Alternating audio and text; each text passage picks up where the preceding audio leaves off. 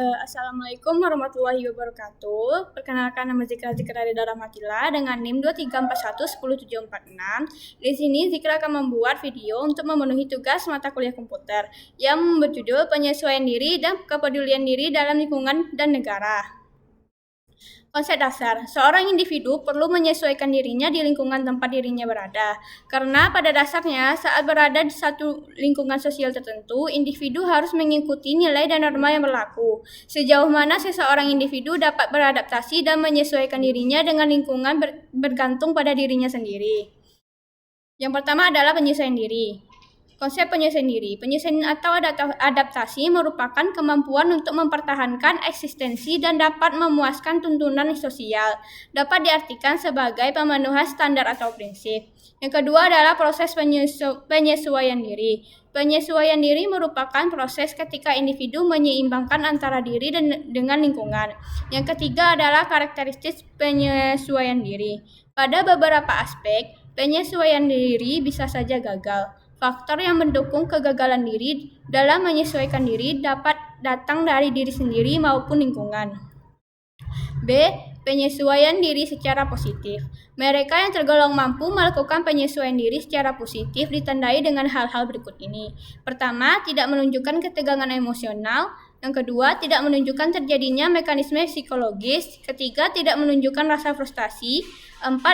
Rasional dan memiliki kontrol diri. 5. Dapat belajar. 6. Menghargai pengalaman realistik dan objektif. Penyesuaian diri dengan cara yang positif dapat dilakukan dengan berbagai cara, antara lain menghadapi langsung masalah, melakukan penjelajahan, mencoba trial dan error, mencari pengganti, selalu menggali kemampuan.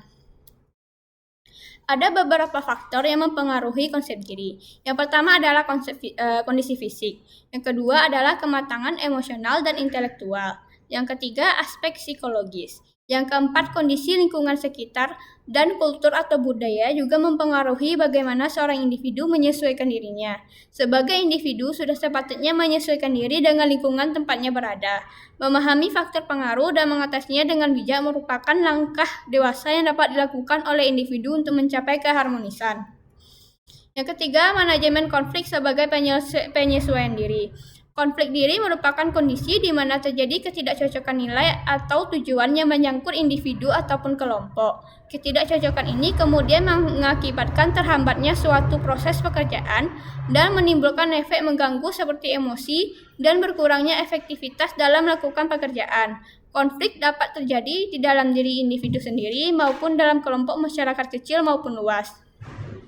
Adapun tahap timbulnya sebuah konflik adalah sebagai berikut. Yang pertama adalah konsep tersembunyi atau laten, di mana kondisi emosional yang personal dalam diri seseorang belum dikeluarkan atau ditunjukkan. Yang kedua adalah konflik mendahului, kondisi di mana konflik tersembunyi mulai mengganggu dan menimbulkan nilai atau tujuan yang berbeda.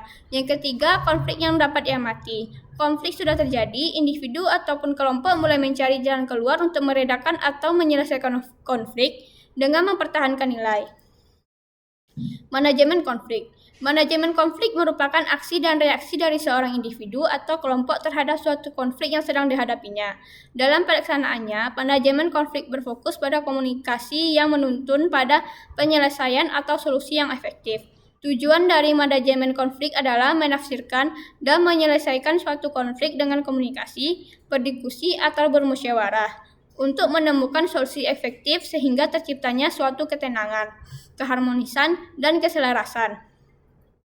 Manajemen konflik merupakan pendekatan yang berorientasi pada proses yang menunjuk pada pola komunikasi, termasuk para perilaku dan bagaimana mereka mempengaruhi kepentingan dan penafsiran terhadap konflik. Nilai-nilai persatuan. Dalam kehidupan bermasyarakat, kita perlu menerapkan nilai-nilai nasionalisme, toleransi, saling menghormati, gotong royong, musyawarah mufakat, bhinneka tunggal ika. Contoh dalam kehidupan sehari-hari adalah mengikuti upacara bendera dengan khidmat, menghormati simbol-simbol negara, berpartisipasi dalam kegiatan kemasyarakatan, menghargai perbedaan pendapat, membantu orang lain yang membutuhkan, menjaga kerukunan antar umat beragama, dan melestarikan budaya bangsa. Baiklah, sekian penyampaian materi dari Zikra.